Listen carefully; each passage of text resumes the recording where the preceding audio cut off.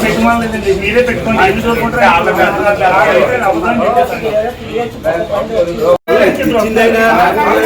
చెప్తాం. ఇక్కడ రక్షణ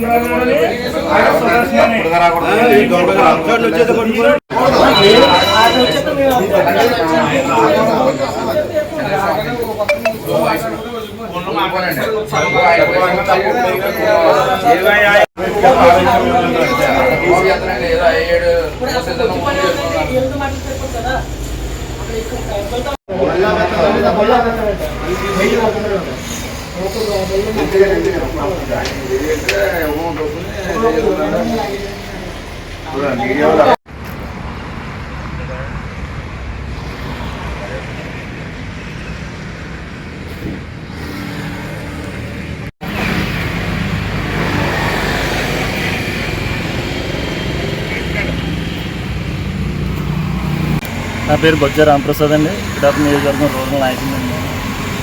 ఏదైతే ఇప్పుడు మా పిఠాపురం రూరల్లో సంబంధించిన విరవాడ గ్రామంలో ఒక పాపిడి చెరువు అనే ఒక చెరువు ఉందండి. ఆ చెరువులో మట్టి తవ్వకాలు జరగడం జరుగుతుంది.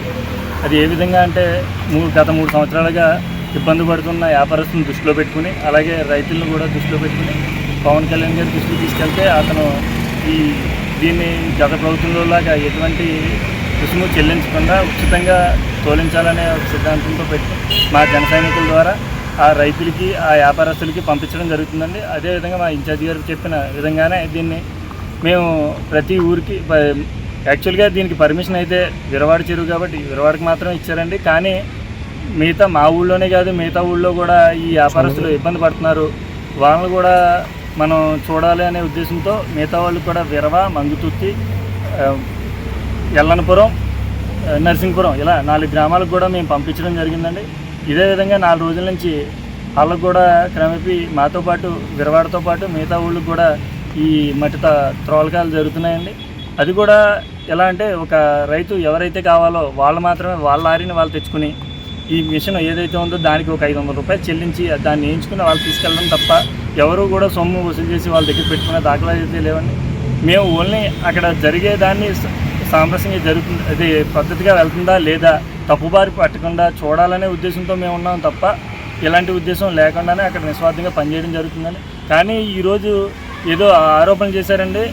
అక్కడ కురుమల రాంబాబు గారు అనే వ్యక్తి 20 నుంచి ఒక 20 మందిని తీసుకుని మేమున్న అక్కడ జరిగే ప్లేస్కి అక్కడ రావడం, అతని దగ్గర ఏ ఆధారాలు లేవు. అయినా కానీ ఒక అడిగే ఉద్దేశం ఉందనుకోండి, ఏదో విధంగా ఇలా పంపించండి మాకు అని చెప్పేసి అడగొచ్చు. కానీ అతను అక్కడికి వచ్చి రుబాబ్ చేయడం, పర్మిషన్ లేవని మమ్మల్ని బెదిరించడం, మాకు పంపించకపోతే మేము వేరే చోటికి వెళ్ళి దీన్ని ఆపించవలసి వస్తుంది అనేది కూడా మమ్మల్ని బెదిరించడం జరిగిందండి. తర్వాత మాట వచ్చి మమ్మల్ని కాలర్ పట్టుకున్నారండి. వాళ్ళ కార్యకర్తలు ఎవరైతే ఉన్నారో కూడా వాళ్ళతో వచ్చిన వ్యక్తులు మా కాలర్ పట్టుకుంటే నా చైన్ కూడా తెగిపోవడం జరిగిందండి. చైన్ తెగిపోతే అందులో దాన్ని ఇడిపించుకునే భాగంలో మేము కూడా పక్కకు నెట్టుకుని పక్కకు వచ్చేసామండి. అది వచ్చిన తర్వాత మా ఊరు గొడవ, ఇది ఎందుకు బయటకు వెళ్తే మళ్ళీ ఈ తవ్వకాలు ఇవి ఆగిపోతాయి, చాలామంది రైతులు నష్టపోతారు, ఈ వ్యాపారులు నష్టపోతారనే ఉద్దేశంతో మా వాళ్ళు మాట్లాడదాం, ఎందుకు ఇక్కడ డిస్కషన్, అతను ఇక్కడ రావాల్సిన అవసరం ఏముంది, వాళ్ళ ఊరు వెళ్తున్నాయి కదా, అతను వచ్చాడంటే ఏ ఉద్దేశంతో వచ్చాడు, ఈయన డబ్బులు డిమాండ్ చేస్తున్నాడా అంటే గతంలో 7,50,000 నేనే కట్టాను పలానా ఆటలకి అని చెప్పేసి అతను చెప్పడం జరిగిందండి. మరి అదేవిధంగా పర్మిషన్లు అయిపోయాయని మళ్ళీ ఇంకో 7,50,000 అతను డిమాండ్ చేయడానికి వచ్చాడండి. అది కూడా మా వాళ్ళు ఎందుకు ఈ గొడవలో గట్రా మనకి ఎందుకు, ప్రశాంతంగా వీళ్ళు అందితే పవన్ కళ్యాణ్ గారికి ఒక మంచి పేరు వస్తుంది, ప్రతి ఒక్కరికి అందుతుంది అనే సదుద్దేశంతో మేము అక్కడ ఉండడం జరిగిందండి.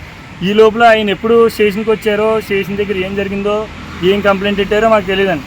కానీ అక్కడ వీడియోలు చూస్తుంటే గ్రూపుల్లో షర్ట్లు బట్టలు లేకుండా బన్నీళ్ళు చిరిగిపోయి ఉన్నాయండి. ఈరోజు వస్తే అతను అదేవిధంగా మేము షర్ట్లు చింపేసుకుని బన్నీళ్ళు చింపేసుకుని మేము వచ్చి ఇక్కడ స్టేట్మెంట్లు ఇవ్వచ్చండి. కానీ మా పార్టీ పరువు కానీ మా పరువు తీసుకునే ఉద్దేశం మాకు లేదు కాబట్టి కేవలం మేము అలాంటి పనులకి మేము ముందుకు రాలేదు. కానీ అతను ఈ లోపల వచ్చేసి ఒక జన సైనికుడు, ఒక నిజంగా జన సైనికుడే అయ్యి ఉంటే కనుక ఇంకో జన సైనికుడితో మాట్లాడడానికి ఎటువంటి ఆలోచించడానికి వాళ్ళు సర్దుమర్చుకుంటారు. ఇప్పుడు